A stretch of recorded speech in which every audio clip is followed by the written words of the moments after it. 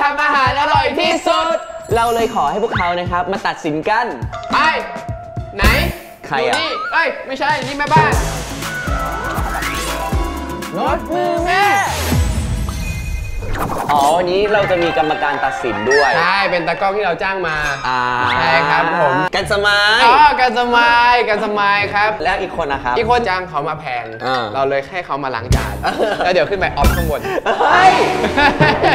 ได้นะโอ้เดี๋ยวด้วยและนี่คือยากอบและกันสมายสวัสดีครับสวัสดีครับเดี๋ยววันนี้นะครับทั้งสองคนนี้เนี่ยจะมาเป็นกรรมการในการชิมรสชาติระหว่างออฟแล้วก็กันครั้งนี้เนี่ยกันกับป๊าปี้เนี่ยต้องแข่งกันได้อะไรก็ตามนะไม่คุ้นกับการเงยหน้าคุยกับคน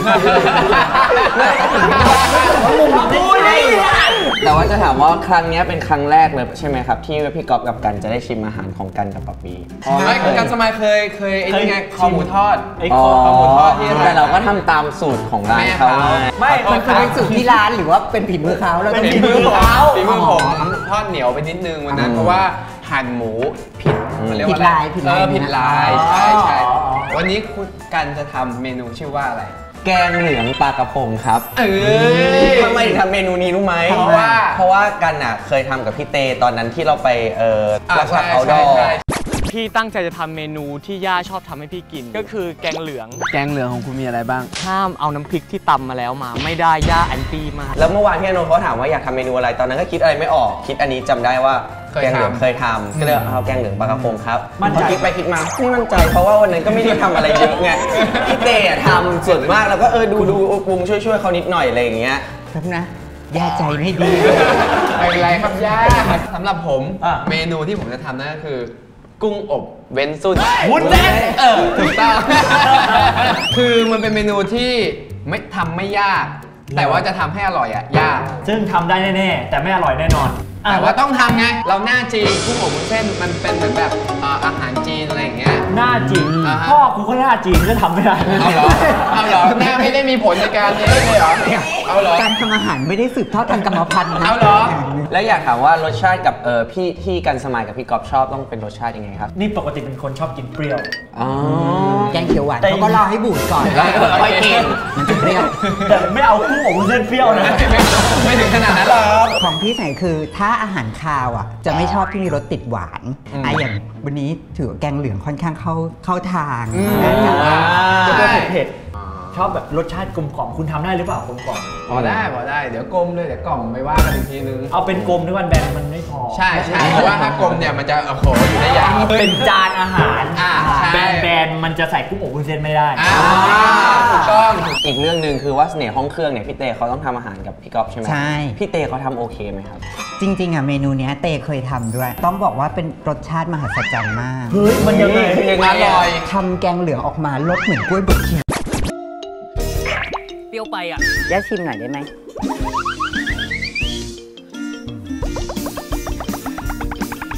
เพราะทำกล้วยบดชีได้อร่อยอยู่นะ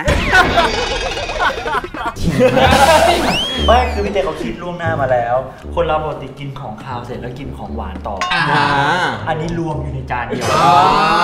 ซึ่งหวังว่าวันนี้จะไม่เกิดขึ้นไม่เป็นอย่างนั้นแน่นอนไม่เป็นอย่างนั้นแน่นอนวันนี้เราสองคนพร้อมแล้วครับเดี๋ยวเราจะได้รู้กันว่าใครทำอาหารอร่อยที่สุดวัตถุดิบกุ้งอบวุ้นเส้นกุ้งปอกเปลือกเสือกอร่อยกุ้งวุ้นเส้นซอสหอยนางรมซีอิ๊วดำซอสปรุงรสน้ำตาลทรายน้ำซุปซีอิ๊วขาวเบคอนขิงแก่กระเทียมพริกไทยขาวขึ้นช่ายวัตถุดิบแกงเหลืองยอดมะพร้าวอ๊อกกระเทาะอ๊อบแว่นปลากระพงพริกแกงเหลืองยอดมะพร้าวอ่อนน้ำมะขามเปียกน้ำปลาเกลือป่นน้ำตาลน้ำมะนาวน้ำเปล่าพร้อมไหมพร้อมจ้า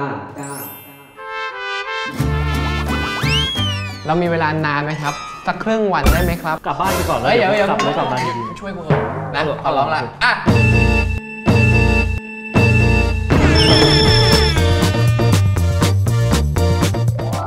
ถ้าพร้อม มแล้วเราก็แบทเทิลกันได้เลยจ้า เฮ้ยคุณใส่เลยเหรอมาถึงอ่ะ ต้มน้ำก่อนเดี๋ยวเราค่อยหั่นปลา อันดับแรกผมต้องทำน้ำปรุงก่อน ของเราครับ นะครับ โดยการใส่น้ำมันหอย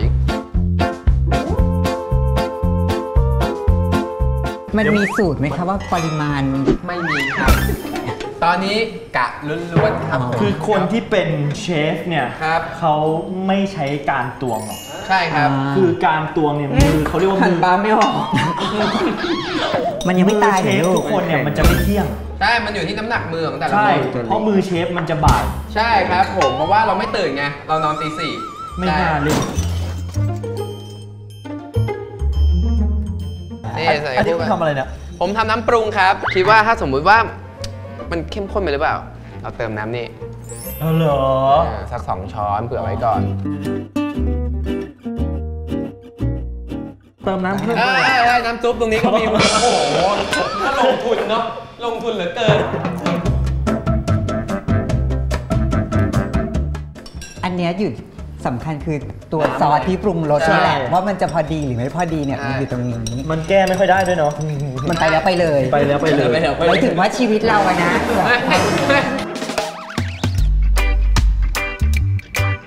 ผมทำน้ำปรุงเสร็จแล้ว อ่ะฮะ ผมเอา ลำดับต่อไป กุ้งมาแช่ก่อน เอาวุ้นเส้นมาแช่ก่อน อันนี้เป็นกุ้งอะไรฮะ กุ้งแช่ กุ้งแช่ กุ้งแช่ กุ้งแช่ กุ้งแช่ กุ้งแช่ กุ้งแช่ ไม่ได้เลยเล่นเอง โยนมาเองนะอ่ะ ร้านนี้ใจดี กุ้งจะปอกเปลือกให้ อ๋อเหรอ แล้วไงต่อน้ำเดือด แล้วก็ใส่พริกแกงครับ แต่อันนี้เราต้องกะเองอ่ะเพราะว่าน้ำเท่านี้ได้แหละเป็นคนเผ็ดๆแต่เป็นคนเผ็ด แต่ว่าทางนี้เขาไม่กินเผ็ด ๆอ่า ปกติเวลาทำอาหารเราแบบเผื่อรสให้เขากินด้วยไหมหรือว่า ตั้งแต่หลดมือแม่ไม่เคย ไม่เค เผื่ ย อ เผื่อเราไม่เคยเผื่ออะไรให้ผมเลย คุณผ่าหลังด้วยสิ ไปอย่างงี้ ไม่ใช่ คือถ้าคุณผ่าหลังนี้กุ้งมันจะแบกออกมาอย่างนี้ เหรอ บางร้านเขาทำแล้วมันจะกินง่าย ปกติลงมือทำเองตลอด ปกติลงมือกดเองตลอด กดเองตลอด พี่มาส่งแล้วให้อยู่หน้าบ้าน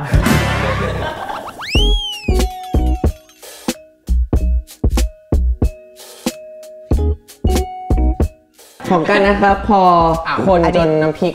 ละลายหมดแล้ว พริกแกงละลายแล้ว เราก็จะใส่ เดือดแล้ว เป็นไฟ อะไรยอดมะพร้าว โอ้โห กูเพิ่งแกะกุ้งตัวที่ 2 แค่นี้เลย ใช่ครับ เราไม่ชอบกินผักอะเนาะ ได้ครับ ตอนนี้ยังไม่ได้ว่าอะไรยังไม่ได้ว่าอะไรแต่ก็เฉยๆนานไหมอันนี้ต้องนาน เขาบอก ไหม ให้ยอดมะพร้าวสุกซึ่งไม่รู้ว่าเวลายอดมะพร้าวสุกเราไปที่ไหนอะ ถ้ามันเฉยๆมันน่าจะสุกเพราะว่าถ้ามันทุกข์มันน่าจะบ่นให้เราฟัง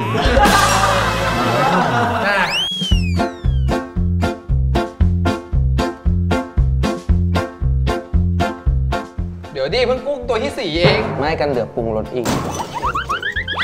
มีเรื่องเล่าเกี่ยวกับร้านอะไรให้ฟังอีกไหม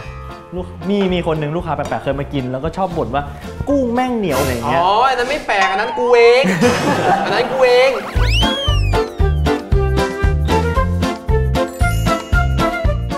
น้ำมะขาม อันนี้เริ่ม ครับ ปรุงรสแล้วใช่ไหม ใช่เขาบอกว่าพอใส่ปลาก็ใส่น้ำใส่ไป2 ช้อนก่อนเดี๋ยวชิมก่อนแล้วค่อย ตอนที่เตตะวันทำกล้วยบดชีอะตอนปรุงรสอะมันเริ่มจากใส่น้ำตาลไปก่อนเลย แล้ว พ เนี่ อย มัน ครับ ครึ่งถ้วย อันนี้ถูกแล้วอันนี้เริ่มจาก เกลือ เบื่อ ที่สำคัญคือค่อยๆปรุง ค่อยๆชิม อย่าแบบพรวดทีเดียวเยอะๆเพราะมันแก้ไม่ได้ ใช่ แต่ค่อยๆเติมมาได้หรือแบบถ้ารสเข้มไปเติมน้ำได้อะไรอย่างนี้แล้วก็เติมไปได้สุดท้ายได้เป็นโอ่ง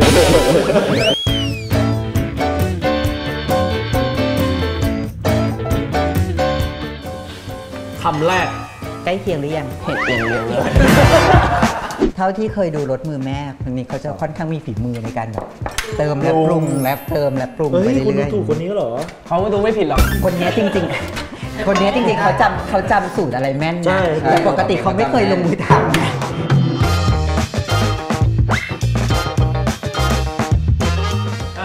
ครับ ทำไงดีอ่ะ ถามว่าอันนี้ใกล้เคียงหรือยังผมไม่รู้แล้วค่ะ ไม่ใช่ไม่รู้ อย่ายอมแพ้สิเรา เฮ้ย เฮ้ยเป็นยังไงใกล้เคียง เป็นไปได้ แต่หน้าตาเริ่มดูดีแล้วนะ อันนี้ ได้ได้ วิจารณ์หน่อยครับ คุณกันทำไม บอกได้เลยว่าหน้าตาดูดีมาก ครับผม ไอ้หม้อเนี่ยซื้อที่ไหนเนี่ย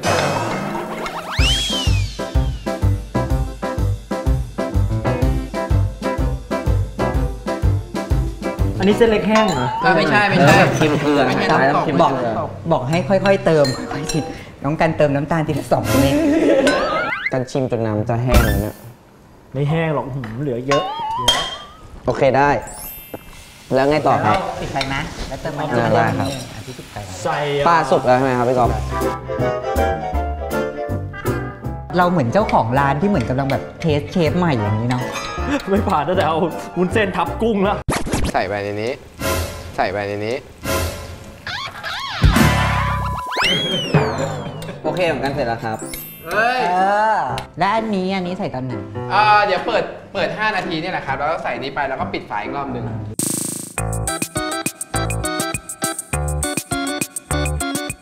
ชิม เมื่อกี้ลืมใส่น้ำตาลทรายอ่ะ คิดอยู่เหมือนกันแหละเพราะเมื่อกี้เล็งอยู่ว่ามันไม่มีร่องรอยตัดน้ำตาล ไม่แต่ผมคิดว่าซีอิ๊วมันหวานอยู่แล้วไง แต่แล้วถ้าโรยตอนนี้มันจะเป็นขนมปังเนยน้ำตาลไป ใช่ แล้ว กลัวมันจะเป็นแคมบูเร่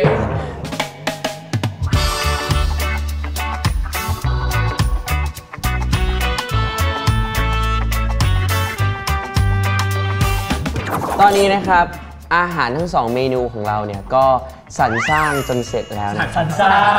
ใช่ เมนูของผมนะครับ ชื่อเมนูว่า กุ้งอบวุ้นเส้น กุ้งปอกเปลือกโห ยังไม่จบอีกเหรอชื่อเมนู กุ้งอบวุ้นเส้น กุ้งปอกเปลือกเสือกอร่อย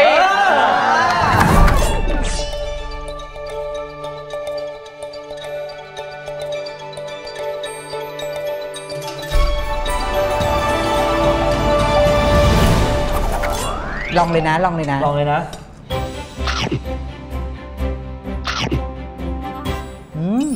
ไม่น่าเชื่อ เปลือกอร่อย เฮ้ยจริงอร่อยจริง รสชาติอร่อยกว่าที่คิด ต้องพูดอย่างนี้ ตั้งแต่รู้จักมาดูมีเสน่ห์ก็วันนี้แหละ ใช่ไหม เมนูของการมีชื่อว่า แกงเหลืองปลากระพงยอดมะพร้าวอ๊อกกระเทาะอ๊อกแว่น ไม่น่ารักเหรอ น่ารักน่ารัก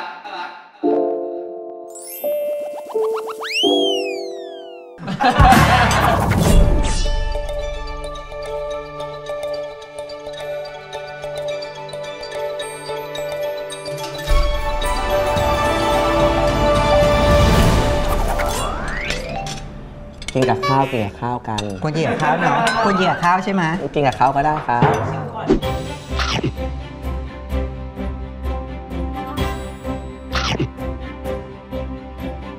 ถ้าสำหรับเรานอกจากเผ็ดแล้วรสอื่นค่อนข้างอ่อนไปนิดนึง เผ็ดนำไปหน่อย เผ็ดนำไปหน่อย แต่รสชาติถามว่าโอเคไหมอร่อยใช้ได้ อันเนี้ยถ้าไม่ลืมตัดน้ำตาลเมื่อกี้อีกนิดนึงนะ ครับ จะเป๊ะมาก Perfect ขอบคุณคำแนะนำที่ให้แกะกุ้งอันนี้ ครับ ทำให้มันแบบออกมาสวยอ่ะ ส่วนอันเนี้ยรสชาติโดยรวมอ่ะถือว่าพอดีแต่อ่อนไปนิดเดียว คือกุ้งอบวุ้นเส้นเนี่ยบางที่เขาจะทำเค็มนำเพื่อให้กินข้าวมันแบบมันพอดี แต่ถามว่าอันเนี้ยถ้าเกิดใส่น้ำตาลให้มันกลมกล่อมอะเนอะ อีกนิดนึง กิ ใช่ น ไหม เปล่าๆนี่คือแบบยกนิ้วเพอร์เฟกเลย ส่วนอันนี้อร่อย แต่แค่ว่ามันน่าจะใส่ความกลมกล่อมได้มากกว่านี้มันก็จะครบเครื่อง นี่ถ้าเป็นเจ้าของร้านเขาก็จะให้ทำรสเข้ม เพราะว่ามันจะกินข้าวเยอะแล้วคนจะสั่งข้าวอีกเยอะมันได้เรื่องนึงไง ความคุ้มเพื่อความ วอลลุ่มมันได้วอลลุ่มเธออ้าวเหรอตรงนี้ไม่ต้องตัดออกแล้วกันเลย ถึงเวลาแล้วครับที่คุณกันสมายและพี่ก๊อฟของเรานะครับ จะต้องให้คะแนนระหว่างกุ้งอบวุ้นเส้น และแกงเหลืองปลากระพง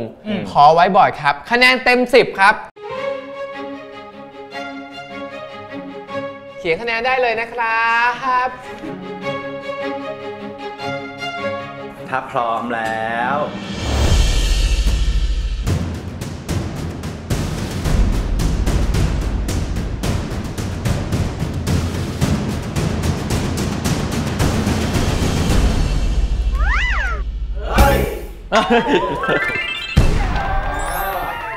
ต่อไปของน้องการ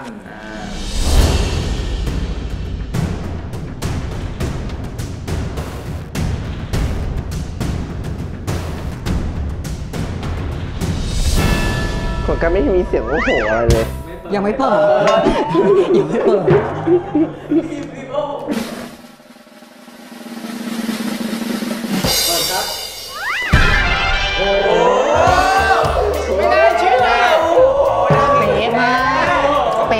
พูดว่าเป๊ะมาก และคนที่ได้ 18.5 ได้แก่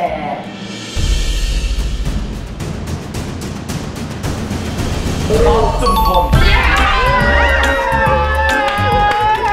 ตั้งแต่กูทำรายการนี้มาวันนี้แหละวันนี้ ดีใจจริงเลย ตั้งแต่กูทำรายการนี้มาครั้งนี้เป็นครั้งแรกที่ทำเองและได้คะแนนเยอะ ปกติแทบไม่เคยลงมือเองเลย บอกแล้วว่าเชื้อสายมันมีส่วน เชื้อจีนมันมีส่วนเชื่อกูสิ รางวัลสำหรับผู้ที่ชนะไปนะคะก็คือตำแหน่งเชฟคนใหม่ของร้านคุณกัสมายค่ะ ไปเดี๋ยวผมพาไปเซ็นลาออก ถ้าแม่มึงมั่นใจในกูก็ไป โอเคครับแล้ววันนี้นะครับเราก็ต้องขอขอบคุณกรรมการของเรานะครับนั่นก็คือยากอบจาก4ห้องเครื่องครับ ยินดี และกันสมายจาก3มีนาอ่ะวันนี้ออน4มีนามีอะไรแจกท่านผู้ชมวันที่5มีนาหรือเปล่า มีเดี๋ยวไปที่ร้านเนี่ยเดี๋ยวมีส่วนลดแบบซุปเปอร์เลยบอกมาจากรายการลดมือแม่ นี่ โอเคครับก็ EP นี้นะครับก็เป็น EP สุดท้ายนะครับของซีซั่นนี้นะครับก็ขอบคุณทุกๆคนมากๆเลยนะครับที่ติดตามรถมือแม่นะครับตั้งแต่ EP แรกนะครับจนถึง EP สุดท้ายนะครับไว้ถ้ามีโอกาสหน้าหรือว่ารายการรถมือแม่เนี่ยได้มีซีซั่น2นะครับก็ฝากให้ทุกคนมาดูกันแบบนี้เยอะๆนะครับว่าขอบคุณมากๆเลยครับ ขอบคุณครับ แล้วก็อย่าลืมนะครับสามารถนะครับดูย้อนหลังได้นะครับตั้งแต่ EP แรกนะครับจนถึง EP สุดท้ายนะครับทาง YouTube ครับของ Channel ของ JMTV นะครับก็ไปกด Subscribe แล้วก็กดกระดิ่งกันได้นะครับ ครับผมแล้ววันนี้ไปก่อนนะครับสวัสดีครับผมบ๊ายบายนะจ๊ะสวัสดีครับ ห้องน้ำอยู่ไหน เฮ้ยให้แกงเหลืองแหละแกงเหลืองแหละ กล้าแกงเหลือง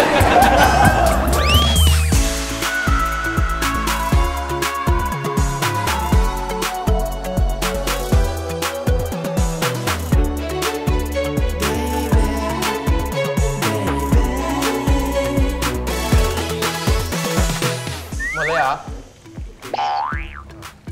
ต้องเอากุ้งออกก่อนดิ กุ้งไว้ที่หลังสุด อันนี้มันเป็นการถ่ายทำใช่ไหมเดี๋ยวตอนชิมมันจะมีอันม็อกอัพที่แบบ ไม่อันนี้เลยครับอันนี้เลยพี่ครับ บ้าไม่เคยทำรายการอาหารเหรอ เขาต้องมีอันม็อกอัพสวยๆไว้ชิมตั้งนั้นแหละ งบเราไม่พอจริงๆครับขอโทษที